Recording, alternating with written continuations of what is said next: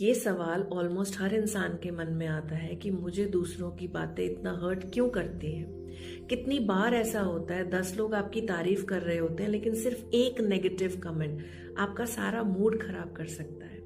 सच तो ये है कि प्रॉब्लम लोग नहीं होते हैं, प्रॉब्लम होता है हमारा खुद का ह्यूमन ब्रेन। इंसान का दिमाग सर्वाइवल के लिए बना है। Happiness is a learned behaviour, happiness के लिए नहीं वायर्ड है वो। और सर्वाइवल का एक रूल होता है, ग्रुप के साथ रहना मतलब आप सेफ है। इसलिए जब कोई हमें क्रिटिसाइज करता है ब्रेन उसे डेंजर के रूप में समझ लेता है। इसका दूसरा रीजन आपके बचपन में छुपा होता है। बचपन में जब ज्यादा डांट पड़ती है, कंपेयर किया जाता है या प्यार कंडीशन के साथ मिलता है तो दिमाग सीख लेता है कि अगर लोग खुश हैं तो इसका मतलब मैं एक्सेप्टेड हूं और मैं सेफ हूं। और एडल्ट लाइफ में जब कोई कुछ बोल देता है तो अंदर का बच्चा डर जाता है। और हमें बचपन से ही अप्रूवल की आदत होती है। बहुत लोग बचपन से सुनते आए होते हैं कि लोग क्या कहेंगे, अच्छे बनो, be a good girl, be a good boy, don't make mistakes. तो जब कोई कुछ बोल देता है तो हमारी पुरानी यादें ट्रिगर हो जाती हैं और दिल इनसिक्योर हो जाता है। हमारी प्रॉब्लम ये है कि हम क्रिटिसिज्म को अपनी आइडेंटिटी मान लेते हैं। सामने वाले ने कुछ बोला, that is truth for us. जब कोई क्रिटिसाइज करता है तो दिमाग ये नहीं सोचता कि शायद मेरी हैबिट या काम पे बात हुई है। दिल सीधा ये मान लेता है कि मुझ में ही कोई कमी है, इसलिए बात ज्यादा चुभती है। मान लीजिए कि किसी ने आपको बोला तुम्हारा काम अच्छा नहीं है, तो इमीडिएटली पता आपका दिमाग क्या बोलेगा? वो बोलेगा कि तुम ही अच्छे नहीं हो। एंड यहां से ओवर थिंकिंग शुरू हो जाती है। सबसे इंपॉर्टेंट, क्रिटिसिज्म सुनते ही हमारा इमोशनल ब्रेन एक्टिव हो जाता है और लॉजिकल ब्रेन बंद हो जाता है। एक ज्यादा पावरफुल हो जाता है और दूसरा बहुत कम काम कर रहा होता है। और फिर हम इमोशनली रिएक्ट कर देते हैं क्योंकि इमोशंस तो ओवर पावर कर चुके हैं हमें ऑलरेडी। तो हम क्या करेंगे, या तो हम रिएक्ट कर देंगे यानी कि गुस्सा हो जाएंगे, या हम चुप हो जाते हैं, या हम अंदर ही अंदर टूट जाते हैं उस बात को लेके। सबसे और इससे अलग एक और कारण होता है इस क्रिटिसिज्म को दिल पे लगाने का, वो होता है कि हम अपनी वैल्यू दूसरों के हाथों में दे देते हैं।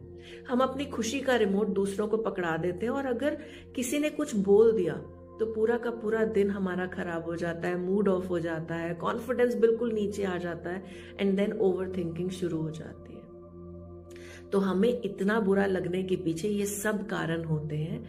अब ये तो हम समझ गए कि क्रिटिसाइज होने पर हमें बुरा क्यों लगता है। Now the important thing here is how to become emotionally strong, कि अगर कोई आपको क्रिटिसाइज करे तो भी आपको ज्यादा फर्क ना पड़े। इमोशनली स्ट्रांग होने का मतलब ये नहीं है कि आपको दर्द नहीं होगा या फर्क नहीं पड़ेगा। इसका मतलब ये है कि वो दर्द आपकी लाइफ को कंट्रोल नहीं कर पाएगा। मैं आपको कुछ ऐसे टूल्स बताती हूँ जिससे आप इमोशनली स्ट्रांग बन जाएंगे। सबसे पहले अपने फीडबैक को अपनी आइडेंटिटी मत समझिए। Separate yourself from your mistakes. अपने आप से बोलिए, मेरा काम गलत हो सकता है पर मैं इंसान गलत नहीं हूं। And remember, your subconscious mind loves repetition. ये बात आपको बार बार रिपीट करनी है, तभी आपकी हैबिट फॉर्म होगी, तभी आपका ब्रेन एक्सेप्ट करेगा और पुरानी वायरिंग जो है वो न्यू वायरिंग में कन्वर्ट होगी। Next important thing is regulate before you reason. Immediately react करने की बजाय थोड़ा रेगुलेट करना सीखें। जब कोई कुछ बोले रुक जाएं, गहरी लंबी सांसें लें। तुरंत जवाब देने की जरूरत नहीं है। इमोशन ठंडा होने के बाद ही समझ में आता है। I know it's difficult but trust me, अगर एक बार आप अपने इमोशंस को रेगुलेट कर लेते हैं तो नेक्स्ट टाइम के लिए आप बहुत स्ट्रांग हो जाएंगे। Self compassionate talk. जैसे हम किसी अपने को तसल्ली दे देते हैं और कहते हैं कि कोई बात नहीं, सबसे गलती हो जाती है, उसने सामने वाले ने जो बोला that doesn't define you, it's okay to make mistakes, you are learning. ये सेल्फ टॉक बहुत पावरफुल होता है। जब हम दूसरों के लिए इतना कंसर्न दिखा सकते हैं तो खुद के लिए क्यों नहीं। Next is reality check the critic. जो आपको क्रिटिसाइज कर रहा है एक बार उसका कैरेक्टर तो जान लीजिए। खुद से पूछिए, क्या ये इंसान हमेशा सही होता है? क्या ये खुद इमोशनली स्टेबल है? अगर जवाब नहीं है तो उसकी बात को इतनी वेटेज क्यों देनी है आपको? You are not responsible for everybody. Strengthen your prefrontal cortex. आपका prefrontal lobe execution, decision making, impulse control में बहुत इंपॉर्टेंट रोल प्ले करता है, और इसे स्ट्रॉन्ग करने से आपकी थिंकिंग और इमोशन भी बहुत स्ट्रॉन्ग हो जाएंगे। Daily habits that help in making prefrontal cortex strong are journaling. Instead of thinking inside your head, just think on paper. It will balance your emotions. Mindful walking. हरी घास पर अगर आप नंगे पांव चलते हैं तो भी आपका प्रीफ्रंटल कॉर्टेक्स एक्टिवेट हो जाता है। Structured routines. Your prefrontal cortex loved structured routines, तो अपना रूटीन बनाकर रखें। Self reflection instead of self blame. अपने आप को समझने की कोशिश करें, ना कि अपने आप को ब्लेम करें। Learn to set emotional boundaries. अपने दिल के अराउंड एक शील्ड बनाना बहुत जरूरी होता है।